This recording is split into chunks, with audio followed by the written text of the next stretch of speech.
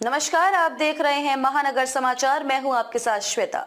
तो चलिए रुक करते हैं आज की बड़ी और प्रमुख खबर पर। बंधुओं का स्वागत है।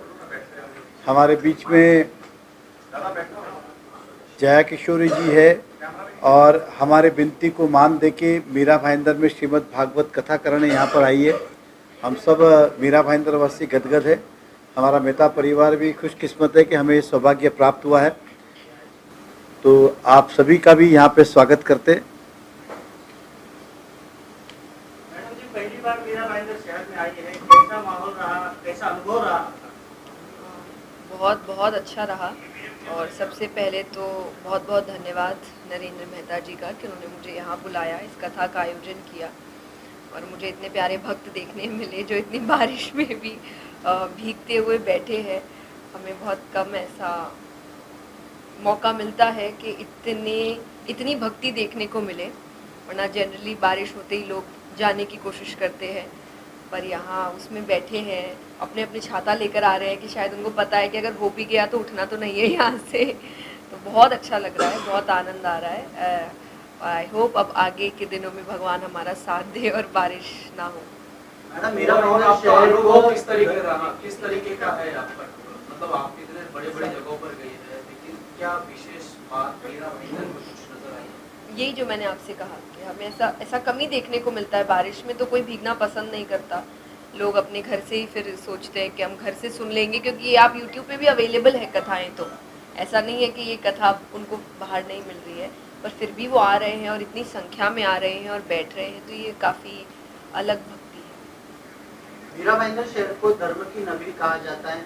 यहाँ पे हर एक तरह के साधु संत यहाँ पर आए। आप पहली बार यहाँ पर शहर में आए, किस तरह का अनुभव रहा आपका और पब्लिक ने किस तरह से आपको रिस्पांस दिया? आई थिंक सेम ही जो मैं कह रही हूँ कि रिस्पॉन्स ही उनका, इतनी दीवानगी, इतना प्यार है। और जैसा मैंने कहा कि वो कथा बाहर भी सुन सकते हैं, पर वो खुद कह रहे हैं कि हम लाइव आपको देखने आए हैं, हम बहुत टाइम से आपको देखते आ रहे हैं चैनल्स पे या यूट्यूब पे, तो हम ये मौका नहीं छोड़ना चाहते जहाँ हम आपको आमने सामने देख रहे हैं। तो इतना प्यार, जो मैंने व्यासपीठ से भी कहा कि आप इतना प्यार कहाँ से लाते हैं कि हम भी नहीं सोच सकते कि हम किसी के लिए ऐसा करेंगे। कथा के साथ में धर्म का प्रचार प्रसार भी होता है, लेकिन अक्सर करके ज्यादातर कथावाचक मोटी फीस लेते हैं कथा करने का। तो ऐसा नहीं लगता है कि अगर मेरी इच्छा है और मैं पैसे से मजबूर नहीं तो कथा नहीं कर, ये फीस कम होनी चाहिए या निःशुल्क में भी कथा होनी चाहिए? कथावाचक किस मोटी लेते हैं? देखिए, सिर्फ कथावाचक नहीं, बहुत लोग लेते हैं और बहुत खराब काम करने वाले भी लेते हैं, जिनको हम बड़ी आसानी से देते हैं। पर जो अच्छा काम कर रहे हैं, धर्म फैला रहे हैं, संस्कार फैला रहे हैं, उनके लिए पता नहीं हमारे माइंडसेट में ऐसा पता नहीं किसने भर दिया कि हम चाहते हैं जो मेरी ज़िंदगी सुधार रहा है वो कुटिया में ही रहे, वो एक टाइम का ही खाना खाए, वो एकदम साधारण सी ज़िंदगी जिए। मेरी ज़िंदगी भले ही सुधार दे पर खुद की ना सुधारे। तो ये मुझे अलग लगता है। अगर कोई मेहनत कर रहा है, कोई शिक्षा ग्रहण कर रहा है, कोई उसके पीछे काम कर रहा है, दिन रात एक कर रहा है, इतना ट्रैवल कर रहा है, और साथ ही साथ जिनके पीछे 20-25 लोगों की टीम, जो सिर्फ टीम नहीं है, एक्चुअली 20-25 परिवार है, वो चल रहे हैं, तो ये एक अच्छी बात है। ये एक मैसेज जा रहा है जहाँ आप सिखा रहे लोगों को कि अगर अच्छा काम करोगे तो भी सफल हो सकते हो। ज़रूरी नहीं है कि आप गलत और गिरा हुआ काम करके ही आपको धन या प्रसिद्धि मिलेगी। किशोरी जी, एक आपका प्यारा सा भजन है, करते हैं सब कन्हैया, मेरा नाम हो रहा है, आपकी कृपा से मेरा सब काम हो रहा है। तो ये जो आपका प्यारा गीत है, आपको जो दुनिया में शोहरत मिली, क्या ये कान्हा के प्रति आपका कृतज्ञता है? नहीं, ये मेरा भजन नहीं है, ये एक ट्रेडिशनल भजन है और मैंने ये विनोद अग्रवाल जी, जो अब रहे नहीं आदरणीय, उनके मुख से पहली बार सुना था। तो ये मेरा लिखा हुआ या मेरा भजन नहीं है, उनका भजन है। बहुत पुराना है, मैंने बहुत छोटी थी तब सुनी थी मैं, लेकिन मुझे ऐसा लगता है ये मेरी ज़िंदगी के लिए भजन है। क्या जो प्रसिद्धि है, उम्र में आप इतनी अच्छी कथावाचक हैं, इसकी प्रेरणा कहाँ से मिली आपको? ये तो परिवार से मिली मुझे, क्योंकि मेरे परिवार का माहौल ही ऐसा है। भगवान श्री कृष्ण की भक्ति के कारण आपको बात मिली, तो भगवान श्री कृष्ण की भक्ति का कुछ अनुभव जरा बताइए।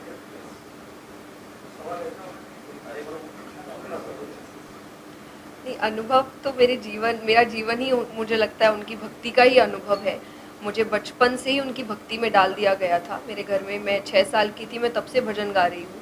तो हम हर हफ्ते भजन करते थे, हम हर दिन हनुमान चालीसा करते थे। और मैंने कथा में भी कहा कि मेरे बचपन की कहानियाँ कभी सिंड्रेला स्नो वाइट नहीं थी, हमेशा श्रीमद् भागवत की कहानियाँ थी। और मेरी पहली कहानी ही गजेंद्र मोक्ष की कथा थी जो आज हम सुनेंगे। तो श्रीमद् भागवत की कथा ही मेरी ज़िंदगी की पहली कहानी थी।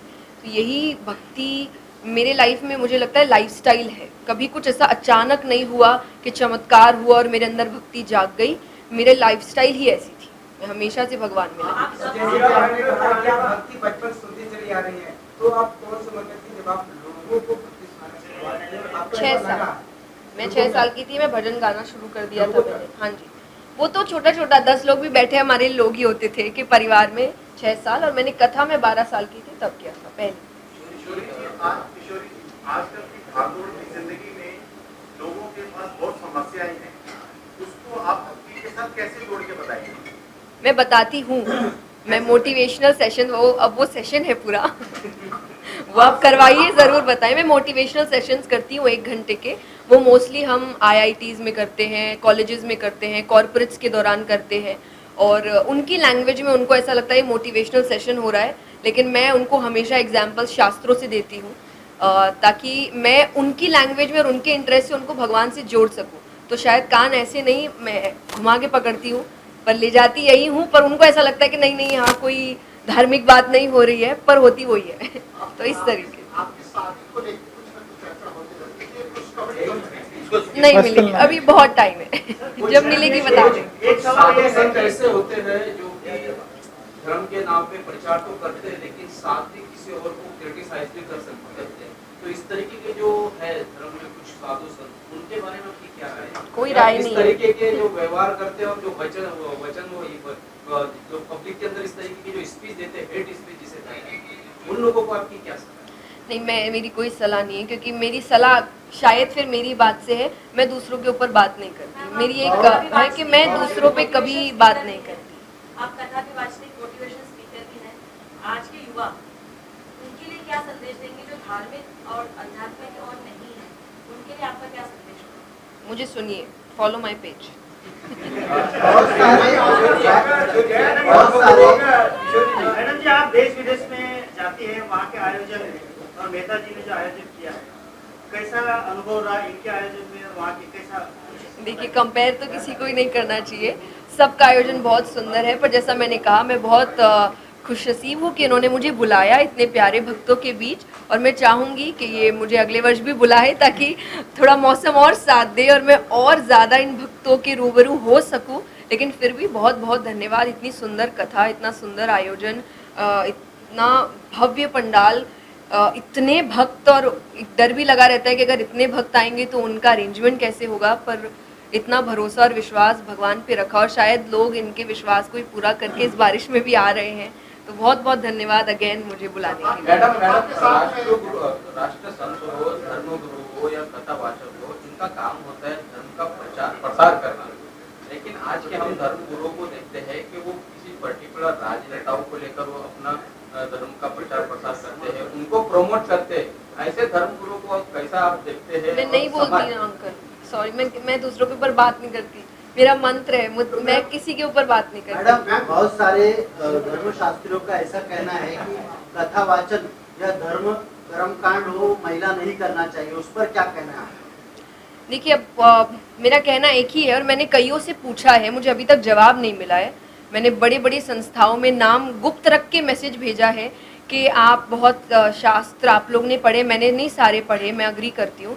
प्लीज़ मुझे एक श्लोक बताइए जहाँ ये लिखा है स्पष्ट कि नहीं बैठना चाहिए, उसके बाद आगे बात करेंगे। मुझे मिला नहीं अभी तक। बहुत सारे जो बाबाज हैं वो जेल विजिट किए हैं, तो ऐसे रॉन्ग नंबर्स को हम लोग किस तरह आइडेंटिफाई कर सकते हैं? ओके ये हम कथा में भी कहते हैं कि देखिए, जब आप कोई भी संत है, गुरु है या कथाकार है, हम एक इंस्ट्रूमेंट है बस, आप हमें भगवान मत बनाइए।